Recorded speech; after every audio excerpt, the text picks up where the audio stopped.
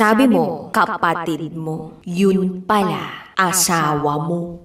Lumipas sa mga taon, nagkaroon ng pamilya. Pero hindi ko na sila nakalimutan. Si Kiko at si Liza. Na-curious ako kung anong state na ng mga buhay nila ngayon. Kaya hinanap ko sila sa Facebook. Paulit-ulit, wala akong makita na account nila.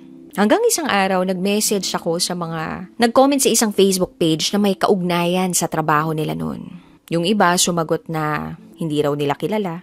Pero merong isang sumagot sa akin na kilala raw niya yung Liza. At dun ko na nalalaman ng katotohanan. Pagka-send sa akin ng taong to ng Facebook account nung babaeng tinatawag ko sa pangalang Liza, bumungad sa akin ang profile ng isang pamilyadong babae. Oo, si Liza nga yun. Ang kapatid ni Kiko. Pero hindi niya kapatid si Kiko. Naka-cover photo si Liza, si Kiko, at 2 bata.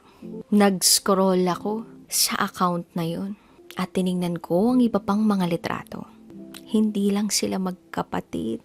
Mag-asawa pala sila. Parang gustong sumabog ng puso ko at ipagsigawan ang mga katagang, "Manloloko kayo!"